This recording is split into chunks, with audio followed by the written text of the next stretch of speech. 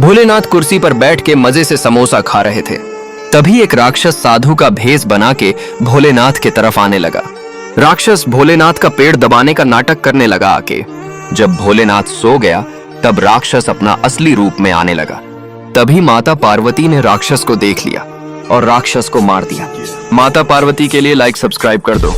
गणेश जी के लिए भोले बाबा ने तरबूज के छिलके का कार बना के दिया। ये सब एक राक्षस छुपकर देख रहा था। जब गणेश जी और भोले बाबा सो गए तब राक्षस ने साधु का रूप बनाया और भोले बाबा के कुटिया की तरफ चल दिए। राक्षस ने गणेश जी का कार चोरी करके भाग गया और अपने बच्चे को खेलने दे दिया। गणेश जी जब नींद से जागे तो रोने लगा क्योंकि आपने लाइक और सब्सक्राइब नहीं किया।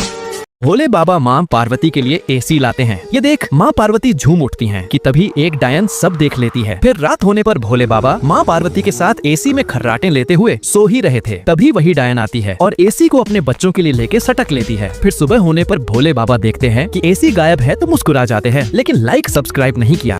भोले बाबा समोसा फ्राई करके अपने दोस्तों के साथ मजे से समोसा खा रहे थे। तभी एक दिन बाबा भोले को समोसा फ्राई करते हुए दो राक्षस देख लेता है।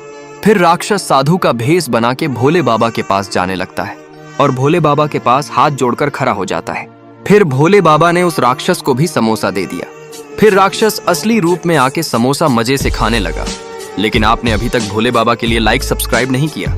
एक लड़की समुद्र के किनारे अपने मटके में पानी भर रही होती है। तभी समुद्र के पानी के ऊपर एक चमकता बीज तैर रहा था। लड़की ने उस बीज को अपने हाथों में पकड़ लेती है और घर जाकर उस बीज को जमीन में लगा देती है। अगले दिन वह पेड़ बड़ा हो गया और वह पेड़ चलने लगा। पेड़ एक दिन गरीब लोगों की सहायता करता है। जो भी पेड़ से बर्गर मांगता है पेड़ उसे बर्गर दे देता है, और कोई समोसा मांगता है तो पेड़ समोसा दे देता है। सब गरीब लोग खुश हो जाते हैं और सब गरीब लोग आराम से रहते हैं। इस पेड़ और लड़की के लिए एक प्यारा सा लाइक सब्सक्राइब बनता है। माता सीता प्रेम से अपनी मांग में सिंदूर भर रही थीं। तभी हनुमान जी विनम्र भाव से वहां आए और बोले, माथे आप यह सिंदूर क्यों लगाती हैं? माता सीता मुस्कुराई और बोली, पुत्र सिंदूर लगाने से प्रभु श्री राम सदा प्रसन्न रहते हैं। तो हनुमान जी सोचे, यदि थोड़ा सा सिंदूर प्रभु को प्रसन्न कर सकता है तो पूरा शरीर भर लेने से वे कितना प्रसन्न होंगे। तुरंत उन्होंने अपना पूरा शरीर सिंदूर से रंग लिया। हनुमान जी की सच्ची भक्ति के लिए एक लाइक सब्सक्राइब।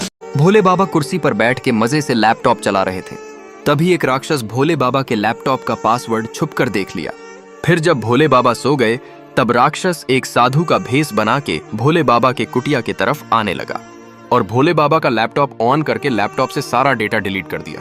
भोले बाबा जब नींद से जागे तो डेटा डिलीट देख के समझ गए कि किसी राक्षस का काम है ये।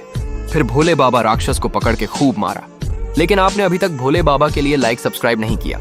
पार्वती ने गणेश जी के लिए प्यार से मिट्टी का सुंदर हाथी बना दिया। गणेश जी उस हाथी को लेकर बहुत खुश हुए और खेलते रहे। दूर जंगल में एक राक्षस छुपकर यह सब देख रहा था। रात में जब पार्वती और गणेश जी सो गए तब राक्षस ने योगी का रूप बनाकर कुटिया की तरफ चुपके से आया। उसने गणेश जी का मिट्टी का हाथी चुरा लिया और अपने बच्चे को खेलने के लिए दे दिया। सुबह गणेश जी जागे तो देखा कि उनका प्रिय हाथी गायब है और वे रोने लगे। फिर भी गणेश जी के लिए लाइक सब्सक्राइब नहीं करेंगे। माँ, आप हर साल अलग अलग सवारी पर धरती पर जाती हो।